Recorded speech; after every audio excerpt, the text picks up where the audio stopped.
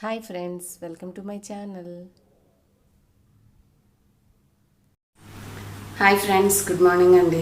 ఎలా ఉన్నారు? ఇవాళ నా మార్నింగ్ రొటీన్ మీతో షేర్ చేసుకుంటాను. సమ్మర్ కదా, కొంచెం లేట్గా వర్క్ స్టార్ట్ చేశాను. టైం ఆల్రెడీ 7 దాటిపోయింది. సో ఫస్ట్ ముగ్గు పెట్టేసి ఆ తర్వాత నేను మిగతా వర్క్ చేసుకుంటాను. కొంచెం లేట్గా లేవడం వల్ల ఇవాళ వర్క్ లేట్ అయిపోయింది. సో 1 by 1 ఏమాత్రం లేట్ చేయకుండా స్టార్ట్ చేసేస్తాము.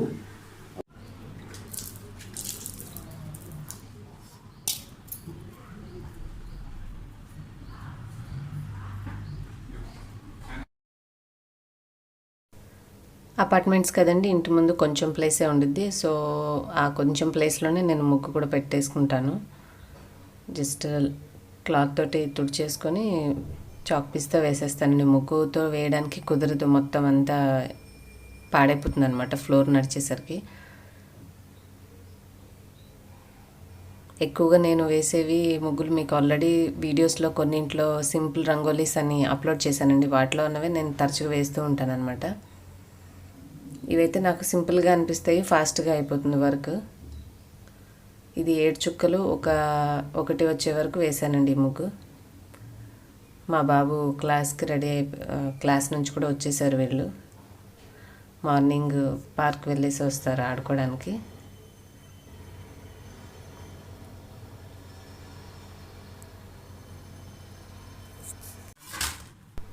ఇప్పుడు వాళ్ళు వచ్చేసరికి రాగి జావ చేసేసేయాల్సింది. కొద్దిగా ఇవాళ లేట్ అయిపోయిందండి. పిండి కొంచెం జల్లించుకున్న తర్వాత కలిపేసేసి స్టవ్ మీద పెట్టేస్తాను. ఆల్రెడీ 2 వీడియోస్ చేశానండి. తీపిగా చేసుకునేది, మామూలుగా సాల్ట్ వేసి చేసుకునేది, 2 విధాలు నా వీడియోస్లోనే మీరు ఒకసారి చూస్తే మీకు తెలుస్తుంది. దాని యొక్క బెనిఫిట్స్ కూడా మీకు వీడియోలో ఎక్స్ప్లెయిన్ చేశాను. ఇది స్టీల్ గిన్నె కదండి, అడుగంటేస్తుందని చెప్పేసి నేను కొంచెం ఎక్కువగా సరిపడని నీళ్లు పోసేసి పెట్టేస్తాను. అప్పుడు నిదానంగా మనం సిమ్లో పెట్టేసామంటే కొంచెం ఆయిల్లో పెట్టిన తర్వాత మరిగిపోతుంది. వేరే పని చేసుకునే లోపల మనకి జావ అనేది రెడీ అయిపోతుంది. ఇది తయారు చేసిన తర్వాత కొంచెం పెరుగు గిలకొట్టేసి మజ్జిగలా చేసి ఇందులో కలిపి కాస్త సాల్ట్ వేసి ఉదయాన్నే ఇస్తాను. బ్రేక్ఫాస్ట్ సమ్మర్లో లేట్గా చేస్తాం కదండి, అప్పటి వరకు మరీ నీరసం రాకుండా పిల్లలు బాగుంటుందని చెప్పి ఇంట్లో అందరం మేము ఇలా తాగుతాం మార్నింగ్ టైంలో.